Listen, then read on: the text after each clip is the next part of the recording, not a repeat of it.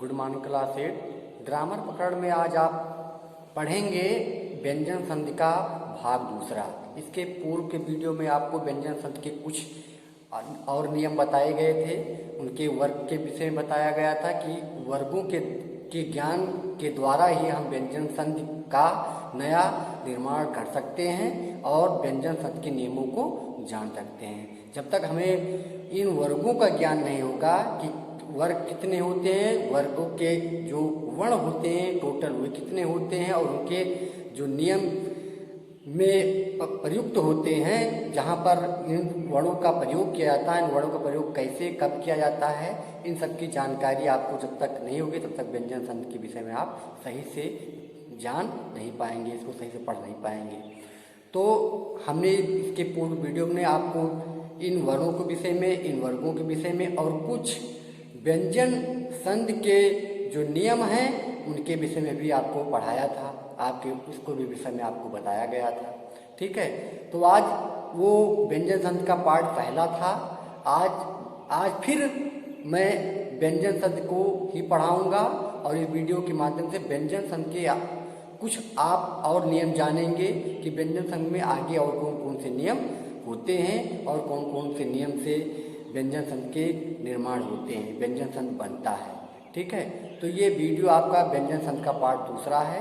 इस पर हम इस पर एक व्याख्यान प्रस्तुत करेंगे, इस पर आपको व्याख्यान देंगे और इसके विषय में बताएंगे। इस विषय में हम आपको पुनः आगे के नियम को पढ़ाएंगे। आप इसको पढ़िए और इसको पढ़ने के बाद भी आप इसका अभ्यास करिए और पुनः प्रयास करके आप इसके विषय में जानकारी प्राप्त करिए।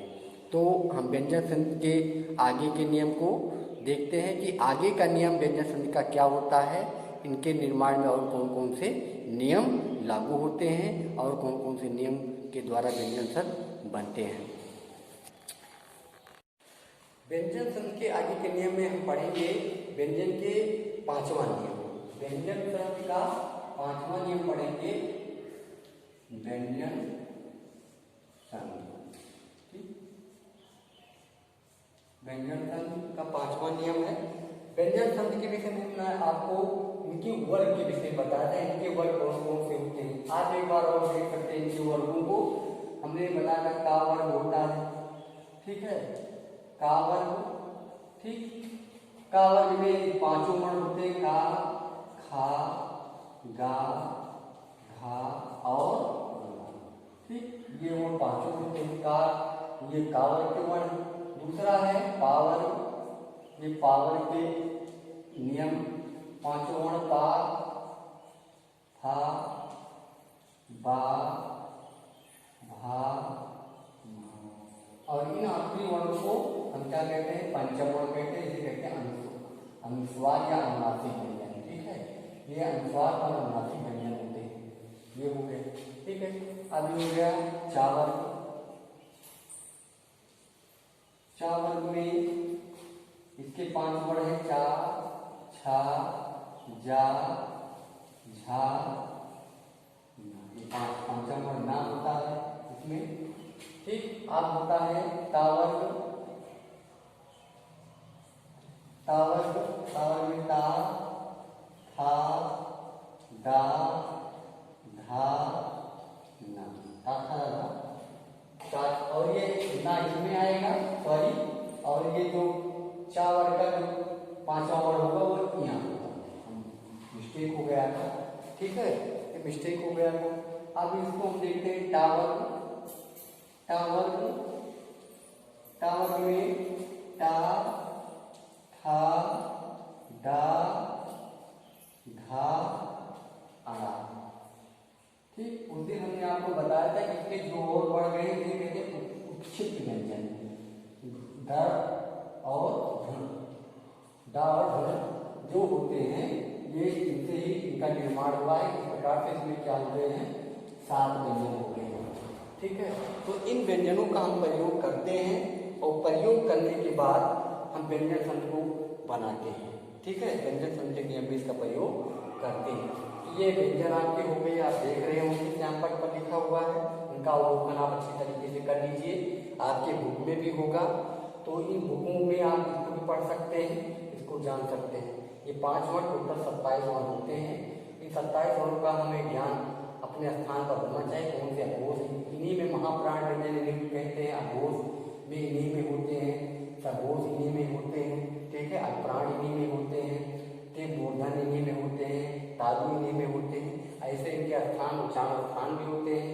वायु से जो होता सघोष अघोष होता है, समय के अनुसार अल्पप्राण महाप्राण भी बन जाते हैं। तो इनका सबका ज्ञान बहुत जरूरी है, बहुत आवश्यक है।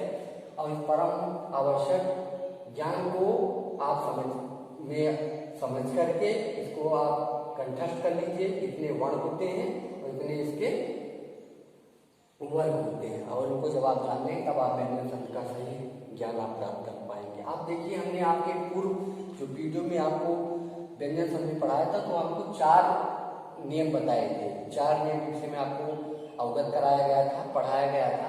आज हम इसका 5वां नियम देखते हैं। इसी बुक में आपने दिया हुआ है 5वां, ठीक है। लेकिन समझ इसको देने की बात नहीं है, बुक में दिया है। उदाहरण देके हम क्या होता है, बिना व्याख्यान के, बिना किसी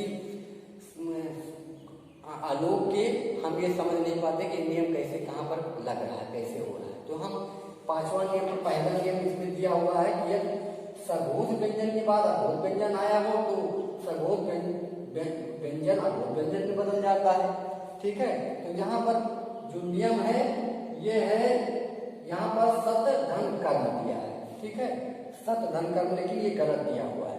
सत नहीं होना चाहिए, ये होना चाहिए सद, ये होना चाहिए सद, ता नहीं रहेगा उसमें, ये होना चाहिए सद धन कर्म, ठीक।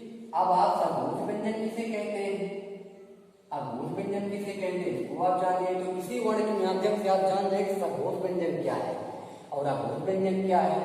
तो सघोष व्यंजन क्या होता है, जिसमें लिखा है कि सघोष व्यंजन के बाद अघोष आ जाता है, ठीक है। तो अघोष व्यंजन उन वर्ण को कहते हैं जो वर्ग का पहला और दूसरा वर्ण होता है। जो दूसरा, पहला वर्ण और दूसरा वर्ण जो होता है उसे कहते हैं, हम क्या कहते हैं, अघोष व्यंजन, ठीक। और जो 3 व्यंजन बचते हैं बाद में, 2 और 3, ये तीनों जो बचते हैं ये क्या होते हैं, ये होते हैं सघोष व्यंजन, ठीक। ये सघोष व्यंजन हो गए, ये सब ये अघोष, और ये तीनों आखिरी के जो 3 बचते हैं वो होते हैं सघोष व्यंजन। तो अघोष सघोष वर्ग का पहला दूसरा जो वर्ण होता है वो क्या होता है, वो होता है अघोष, और जो बाकी 3 बचते हैं आखिरी के वो होते हैं सघोष व्यंजन, ठीक है। तो उसमें पूछ जा रहा है कि नियम, अब आप इसको देख सकते हैं कि कैसे हमने ता को धा बना दिया है। तो यहाँ पर देख दिया है, यदि सघोष व्यंजन के बाद अघोष व्यंजन आया हो, यदि सघोष व्यंजन के बाद अघोष व्यंजन आया हो तो सघोष व्यंजन अघोष व्यंजन में बदल जाता है, ठीक है। तो यहाँ पर सघोष व्यंजन पहला और दूसरा वर्ण होता है अघोष व्यंजन। तो यहाँ पर पहला वर्ण और दूसरा वर्ण ही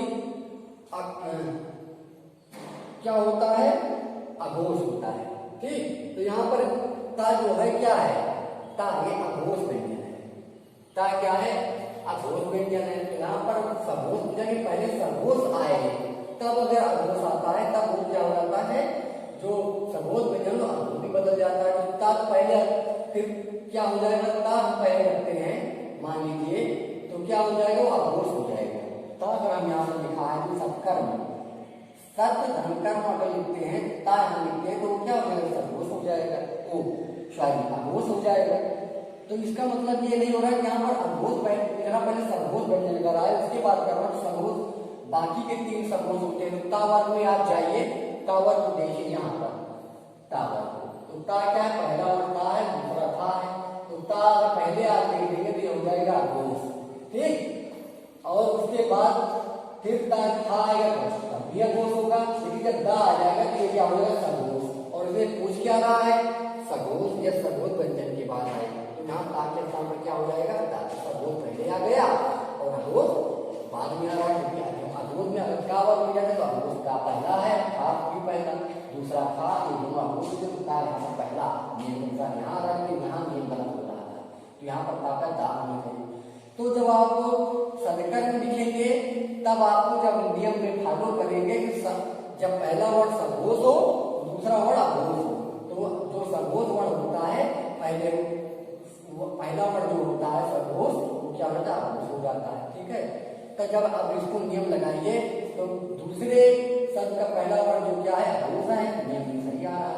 और पहला शब्द का दूसरा जो आखिरी वर्ण है, दूसरा वर्ण आखिरी वर्ण वो क्या है सघोष है, यहाँ पे नियम सही हो गया। अब दोनों को जोड़ा तो इसके जोड़ने से क्या होता है, ये कह रहा है कि वो क्या हो जाएगा, जो जब इसको हम मेल करेंगे तो जो सघोष है वह अघोष बदल जाएगा, तो ये पहले वर्ण में बदल जाएगा, तो ये हो जाएगा सत्कर्म। ठीक, ये हो जाएगा सत्कर्म। ये क्या हो गया सत्कर्म हो गया, दा क्या हो गया ता में बदल गया। अब ये सघोष जो था ये क्या बन गया अघोष बदल गया, किसमें बदल गया अघोष, अघोष। ठीक है, अघोष बदल गया। अब इसमें क्या हो ता क्यों आ गया, क्योंकि ये पहले जो तीनों वर्ड दिए हुए हैं, तीनों वर्ड में पहला जब तीन आखिर के तीन वर्ड जो क्या होते हैं अघोष को सघोष होते हैं, तो तीनों वर्ड जो आखिरी तीनों वर्ण है उनका पहला वर्ण दा है, तो दा यहाँ पे लिखा है, इसलिए ये भी जो जब अघोष में बदलेगा तो वो भी अघोष का भी पहला वर्ण ही बदलेगा, पहला वर्ण ही आएगा।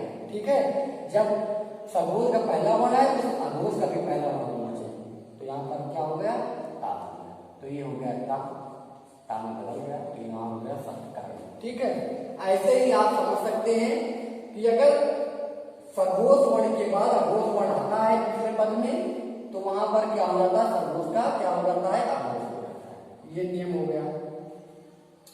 ठीक है, अब ये नियम और हम दिखा देते हैं आपको छठवां में।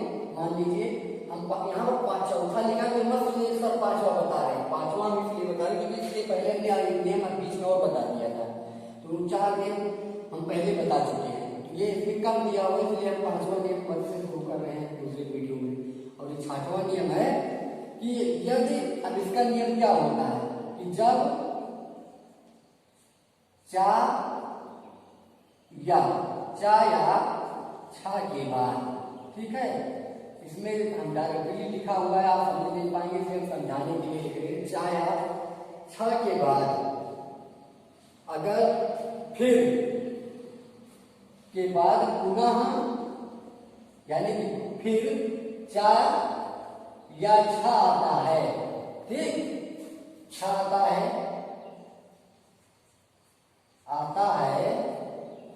तो क्या हो जाता है चा में परिवर्तित हो जाता है, आता है तो क्या होता है तो वह चा वर्ण में परिवर्तित हो जाता है, परिवर्तित हो जाता है। मतलब ये क्या होता है कि अगर चा के बाद फिर चा या छा आ जाए तो चा होता है वो क्या हो जाता है वो परिवर्तित हो जाता है चा में फिर। ठीक है, तो यहां पर मान लीजिए हमने लिखा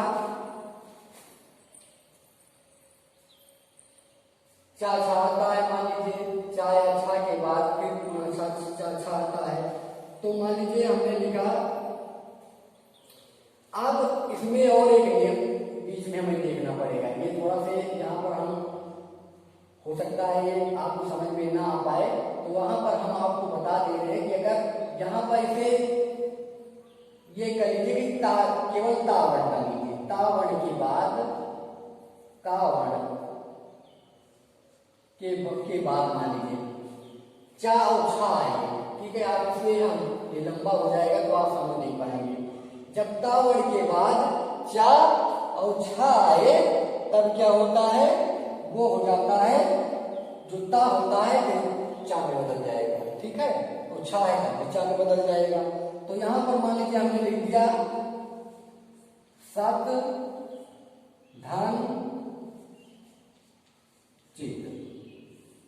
ठीक, अब हमने तावर्ण का बताया, तावर्ण चाचा दूसरी नियम को हमने बता दिया। वो थोड़ा इसमें भी लागू होता है, लेकिन वो क्या है डायरेक्टली हमने आपको नहीं बताया, वो लंबा प्रोसेस होने के बाद अभी वो दूसरे नियम में हम आपको समझाएंगे। लेकिन पहले आप इसकी डायरेक्टली नियम को आप समझ लीजिए कि ता के बाद जब चाचा आता है तो क्या होता है। ठीक, तो ता के बाद जब चाचा आता है तो ता का क्या होता है, वो चा में बदल जाता है। ठीक, तो यहाँ पर क्या हो गया, ता आ रहा है और चा आ रहा है, तो ता का क्या हो जाएगा, चा में बदल जाएगा। तो ये आधा ता है। ठीक, यहाँ पर कोई स्वर है इसमें जुड़े, तो ता का आधा ता, तो जब ता चा में बदलेगा तो आधा चा भी हो जाएगा, तो यहाँ हो जाएगा सचित। ठीक, ये सचित हो जाएगा। ठीक, अब यहाँ पर एक और हम मान लीजिए उत धन छिन्न लिख दिया, नाम छा वाला वर्ड को हम देख लेते हैं। तो ये क्या हो जाएगा, उत धन छिन्न, तो यहाँ छा आ रहा है ना, ता के बाद में चा छा आ जाए तो क्या हो जाएगा, चा बदल जाएगा। यहाँ पर छा ता आ रहा है और छा आ रहा है, तो ये क्या हो जाएगा, तो ये हो जाएगा उच्छिन्न, उच्छिन्न हो जाएगा, उच्छिन्न। ठीक, उच्छिन्न हो जाएगा, तो ये क्या होगा, ता छा में बदल गया। तो आप कहीं भी वर्ड में आप देखिए कि अगर ता के बाद पुनः चा और छा आ रहा, ठीक, तो वो ता क्या होता है, पहला जो ता दिया हुआ था वो चा में बदल जाता है। ये छठवां नियम आपका हो गया। एक नियम हम देखते हैं कि सातवां, ठीक है, इसमें क्या है कि यदि इस नियम में यदि है कि अगर पहला वर्ण मूर्धन्य हो, ठीक, और द्वितीय वर्ण भी मूर्धन्य हो, तो क्या हो जाता है, तो जो वर्ण होते हैं वो मूर्धन्य वर्ण में ही बदल जाते हैं। यानी कि खट्टी सा में से कहते हैं, खट्टी सा में या फिर अड़ा में या फिर रा में या फिर रे में, उसमें बदल जाते हैं। मूर्धन, अब हम पहले देखते हैं मूर्धन वर्ण कौन कौन से। तो मूर्धन वर्ण है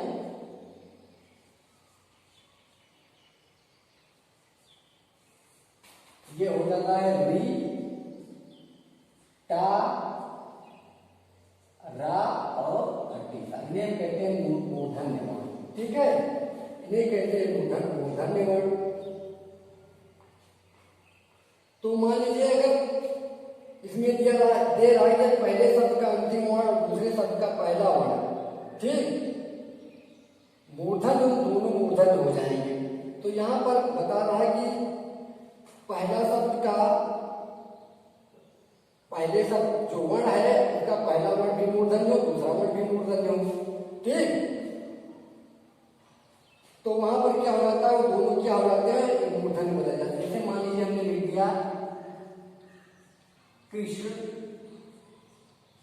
धन्ना, ठीक, ना आ रहा है पंचम वर्ण, तो यहाँ पर ये पहला वर्ण है, इसमें री लगा हुआ है, तो ये री क्या हो रहा है, ये भी मूर्धन है, इसमें लिखा हुआ है, और दूसरा क्या है, ये भी मूर्धन है, खट्टी सा भी मूर्धन है, तो दोनों मूर्धन जा रहे हैं। तो ये क्या हो जाएगा, जो दूसरा वर्ण है जब इसको जोड़ेंगे तो ये भी मूर्धन में बदल जाएगा।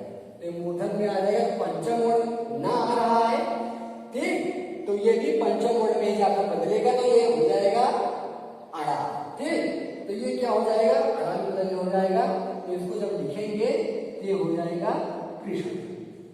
ठीक, पहले क्या था, कृष्ण धन्ना, पहले था कृष्ण धन्ना, लेकिन जब इसको नियम में हमने लगाया और इसके बाद ना देखा, तो यहाँ पर दोनों वर्ण में मूर्धन वर्ण आ रहे हैं, तो ना आ रहा है, इसके बाद पंचम वर्ण, तो जब इसको हमने जोड़ा तो ये क्या बदल गया, ये भी मूर्धन, तो ये मूर्धन में बदल गया।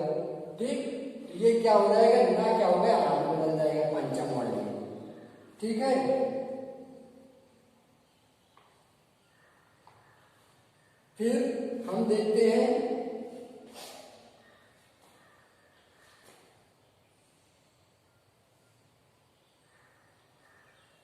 हम मान लीजिए यहाँ देखिए दुष, दुष धन ता, ठीक, यहां पर क्या है, ये क्या है, ये खट्टी सा है, मूर्धन वर्ण है, और ये क्या है, दा है। ठीक, तो यहाँ पर क्या हो जाएगा कि ये खट्टी सा पहले वर्ण का जो आखिरी वर्ण है ये क्या है, ये है खट्टी सा, ये मूर्धन वर्ण है। इसमें आप देख रहे हैं कि इसमें पहला जो दिया हुआ है इसमें कोई मूर्धन वर्ण नहीं आ रहा है इस नियम से, ठीक है। इस नियम से इसमें कोई, ये अपवाद इसे कहते हैं, इसे कहते हैं कि अपवाद कभी कभी नियम के विरुद्ध भी काम हो जाता है, लेकिन यहाँ पर वर्ण में आखिरी वर्ण जो है वो क्या मूर्धन है यहाँ पर, ठीक। तब अब इसका मतलब ये रहा कि अगर मान लीजिए यहाँ पर भी नहीं आ रहा है कि दूसरा वर्ण मूर्धन है, तो जब हम आखिरी वर्ण पर जाएंगे तो वो भी मूर्धन में बदलेगा, वो क्या हो जाएगा, वो मूर्धन में बदल जाएगा, ठीक है। तो यहाँ पर क्या है, यहाँ खट्टी सा है लेकिन यहाँ पर नहीं है, दूसरा वर्ण है, पहले शब्द का दोनों वर्ण में नहीं है, तो यहाँ पर खट्टी सा है। अब जब इसको हम जब जोड़ देंगे तो ता का क्या हो जाएगा, ये टा हो जाएगा, तो ये बदल जाएगा मूर्धन में, दू आधा सा करेंगे और ता का टा करेंगे तो ये हो जाएगा दुष्ट, ठीक। तो यहाँ पर ये दोनों मूर्धन में बदल जाएंगे, ये शब्द मूर्धन था ही और जब ता है ये मूर्धन में बदल जाए। तो ये भी आप जाने रहिए, इसका आपको अवलोकन हो जाना चाहिए कि अगर पहले वर्ण का दोनों वर्ण मान लीजिए मूर्धन है तो जो आखिरी वर्ण दिया रहता है वो भी मूर्धन में हो जाएगा या फिर पंचम वर्ण बदल जाता है, ठीक। पांचवा वर्ण किसी वर्ग के भी पांचवें वर्ण बदल जाए, जो शब्द के अनुसार प्रयुक्त होता है उस वर्ण में बदल जाए, या फिर जो मान लीजिए दो शब्द दिया हुआ है, दो शब्दों में पहले शब्द का आखिरी वर्ण मान लीजिए मूर्धन में वर्ण है और दूसरा वर्ण वर्ग का कोई भी वर्ण है, तो जब उसको हम जोड़ेंगे तो जो आखिरी वर्ण रहता है जो दूसरा वर्ण रहता है पहले पद के बाद जो वर्ण होता है वो भी मूर्धन वर्ण में मूर्धन वर्ण में बदल जाता है, ये होता है। तो कभी कभी ये पंचम वर्ण बदलेगा और कभी कभी क्या हो जाता है, ये बदल जाएगा मूर्धन वर्ण, ठीक। तो इसका एक नियम ये भी होता है। अब एक नियम और है, हम आपको ये भी बता देते हैं, आखिरी नियम मान लीजिए ये व्यंजन शब्द का एक आखिरी नियम है, इसको समझ लीजिए। इसके बाद विसर्ग शब्द को आपको नहीं पढ़ाया जाएगा, ठीक। इसके बाद आपको पीडीएफ भेज देंगे, पीडीएफ के बाद आप इसको पढ़ लीजिए, उसके बाद आगे का चैप्टर आपको पढ़ाया जाएगा, क्योंकि ये बहुत लंबा प्रोसेस हो रहा है। इसको बाद में समझाएंगे आपको जब आपको एग्जाम समाप्त हो जाएगा, जब वार्षिक परीक्षाएं जब प्रारंभ होने को होंगी उसके पहले मैं आपको इसको भी बता दूंगा, क्योंकि भी टाइम में हाफ आपका एग्जाम होने वाला, आपको पाठ्यक्रम भी समाप्त करना है, इसलिए आपको हाफ जल्दी भी तैयार करना है। इसलिए आपको व्यंजन के बाद हम आपको विसर्ग नहीं पढ़ाएंगे, उसके बाद आपका आगे का चैप्टर पढ़ाएंगे। तो यहाँ आखिरी नियम आप समझ लीजिए, यदि ई या ऊ के बाद सा आया, ठीक। इसमें नियम में क्या कह रहा है, यदि छोटी ई या फिर ऊ आया हो, छोटा ऊ आया हो, ठीक, तो उसके बाद यदि सा आया हो या छोटी ई या ऊ के बाद छोटा सा आया हो यानी दंत वाला सा आया हो तो सा का सा हो जाता है, ठीक। जैसे हमने लिख दिया, मान लीजिए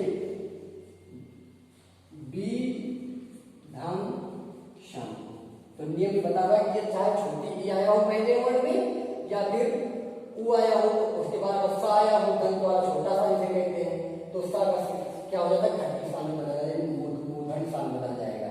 तो ई के बाद सा आ रहा, छोटी यहाँ पर मात्रा लगाओ छोटी है और उसके बाद सा है, तो सा को जब इसको हम जोड़ा ई के बाद सा आया तो ये क्या हो जाएगा, घटी सा में बदल गया, यानी कि खटकोर सा जिसे कहते हैं, मूर्धन सा कहते हैं, ये हो गया विषम, ठीक। इसी प्रकार से हम लिखते हैं अन अन अन अन धन संगीत, ठीक। यहाँ पर अबू वाला वर्ण चाहे ई आए चाहे ऊ आए, तो यहाँ ऊ आ रहा है, यहाँ पर छोटा सा फिर आ रहा है, तो जब इसको जोड़ेंगे तो छोटा सा एक खटकोर सा में बदल जाएगा, ये मूर्धन सा में ये परिवर्तित हो जाएगा, ये हो जाएगा अन।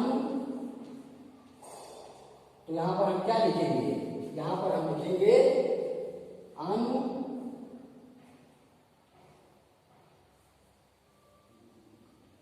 संगी, अनुषंगी, ठीक। अनुषंगी अनुषंगी अनुषंगी, ये हो जाएगा अनुषंगी खटकोर सा उसमें प्रयुक्त हो जाएगा। तो ये नियम आपका व्यंजन संधि में होता है कि यदि अगर ई ऊ के बाद छोटा सा यानी दंत सा अगर आता है तो इसके बाद वाला जो सा दंत सा आता है या छोटा सा तो क्या हो जाएगा, खटकोर सा बन जाएगा, यानी बोधन सा।